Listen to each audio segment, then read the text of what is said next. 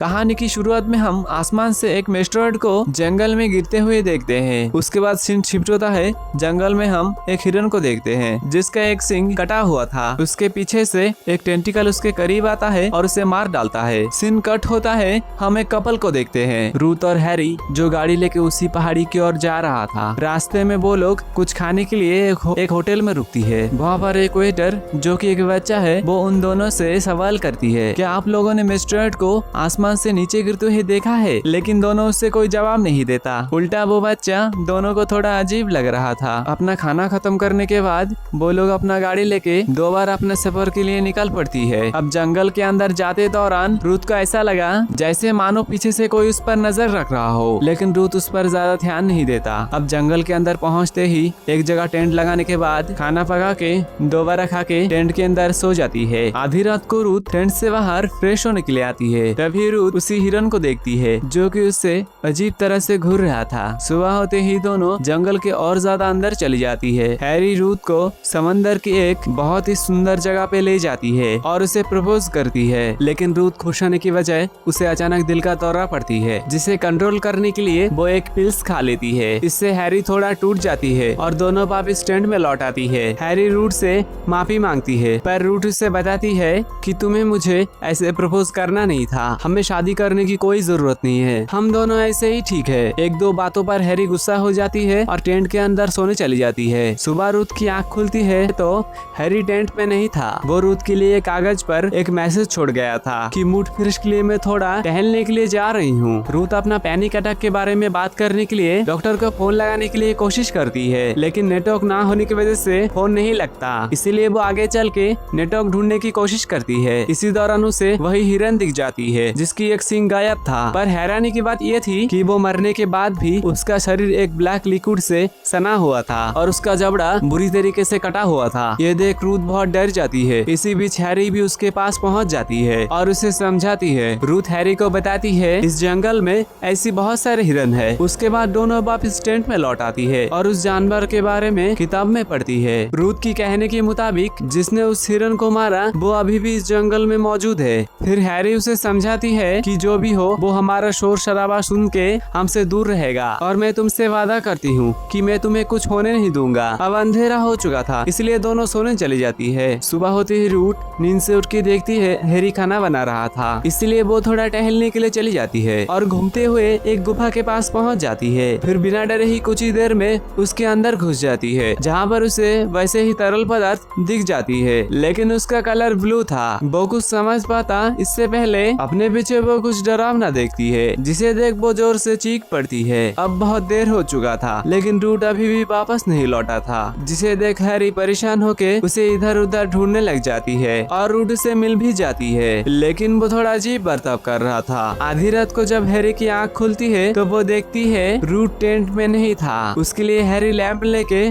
उसे आसपास ढूंढने लगती है। तभी अचानक उसकी ही चाकू लेके हैरी की पीछे आ जाती है। यह देख हैरी बहुत डर जाती है और उससे पूछती है तुम चाकू लेके यहाँ क्या कर रही हो? रूथ बताती है कि मुझे किसी जानवर का आवाज सुनाई दिया था, इसीलिए मैं अपने सेफ्टी के लिए चाकू अपने पास रखा हुआ था। रूथ सारी रात एक बार भी अपने पलके नहीं झपकाई। सुबह होते ही वो हैरी से माफी मांगती है कि कल रात मैं जिस तरह तुमसे बर्ताव किया था मुझे वैसा नहीं करना चाहिए था और हम दोनों को शादी कर लेनी चाहिए। ये सुनते ही हैरी एकदम से खुश हो जाती है, लेकिन रूथ का एक शर्त है कि तुम अगर उसी जगह पर जाके मुझे प्रपोज करोगी तो मैं तुमसे शादी कर लूंगी। अब दोनों उसी जगह पर चली जाती है जहाँ पर हैरी ने उससे प्रपोज किया था। हैरी उसे उसी तरह प्रपोज करती है, लेकिन तभी रूथ उसे धक्का देके वहाँ से उसे नीचे गिरा देती है। पर हैरी पानी की बजाय पानी में एक पत्थर के ऊपर गिर जाती है और उसकी मौत हो जाती है। उसके बाद रूथ वहाँ से जंगल की ओर भागने लगती है और ऐसे ही एक जगह चक्कर खा के गिर जाती है। कुछ देर बीतने के बाद जंगल में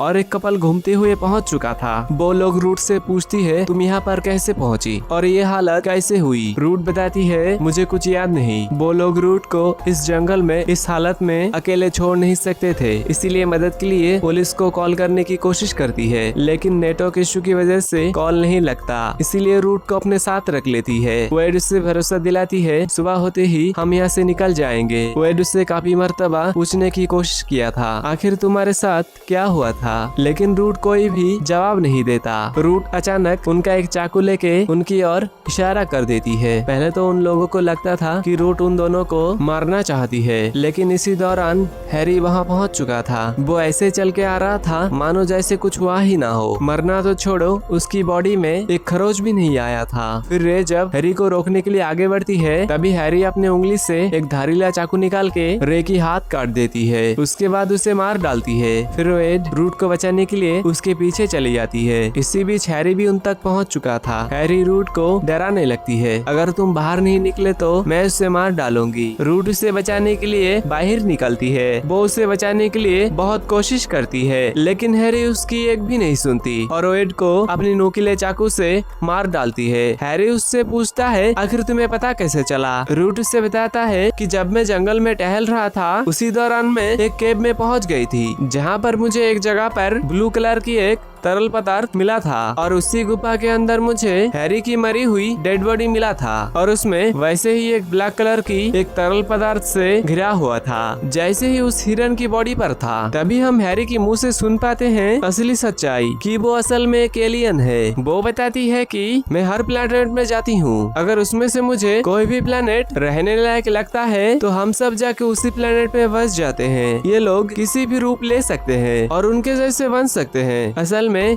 एलियन जो कि नकली हैरी है, कई बार रूट को मारने की कोशिश करती है, लेकिन उसे मार नहीं पाती क्योंकि वो हैरी को प्यार करने लगा था। वो सोचने लगती है आखिर ये कैसे हुई। इसी दौरान रूट को भागने की मौका मिल जाती है, लेकिन वो ज्यादा दूर भाग नहीं पाती। हैरी उसे पकड़ लेती है। रूट कई बार हमला करती है, पर हैरी बार बार अपनी बॉडी को हील कर लेती है। वो बहला फुसला के रूट को समंदर किनारे ले जाती है। उसका मानना था कि इससे पहले उसने कई बार रूप लिया था, लेकिन इंसानों जैसा किसी में भी प्यार जैसा इमोशन नहीं है। हैरी उसे समझाने की कोशिश करती है कि मैं तुमसे बहुत प्यार करती हूँ, इसीलिए मैं तुम्हें मार नहीं सकता। मैं चाहती हूँ तुम मेरे शिप में मेरे साथ हमारी दुनिया में, हमारे प्लेनेट में चलो। रूथ हैरी की मौत होने से अंदर से टूट चुका था। वो इस एलियन से तंग आ चुका था। वो किसी भी तरह इस एलियन को मारना चाहता था। इसी बीच उसकी नजर समंदर में घूमती हुई एक शार्क के ऊपर पड़ती है। तभी रूथ उस एलियन की पॉकेट से एक चाकू निकाल के उसके सीने में घुसा देती है और पानी में चली जाती है। एलियन उसे डूबने से बचाने के लिए उसके पीछे चली जाती है। अब चाकू लगने की वजह से उस एलियन की बॉडी से खून बह रहा था, जिसके चलते वो शार्क उसे निगल लेती है और रूथ मौका देकर पानी से बाहर निकलकर जंगल के अंदर चली जाती है। कुछ देर बाद हम देखते हैं उस एलियन की कटा हुआ पैर, यानी कि वो अभी भी जिंदा है। उसने उस शार्क को ही मार डाला था। रूथ थक हार के कैंप तक पहुंच जाती है और कुछ खा लेती है और अपने पैनिक अटैक को रोकने के लिए कुछ पिल्स ले लेती है। इसी बीच वो एलियन वहां पहुंच जाती है और रूथ को अपने टेंटिकल्स से घायल कर देती है। एलियन समझ जाती है कि वो रूथ को ऐसे हासिल नहीं कर सकता, इसलिए वो उसे एक कुकुन में कैद करके उसे सोख कर हूबहू बिल्कुल उसके तरह बन जाती है। इसी दौरान उस एलियन को भी पैनिक अटैक आती है, पर जो आखिरी पिल्स बचा था उसे रूथ ने खा लिया था, जहाँ एलियन पैनिक अटैक से तिलमिला उठती है। रूथ इसी की फायदा उठाकर एक पत्थर से उस एलियन का सिर बुरी तरीके से कुचल देती है और जल्दी से इस जंगल से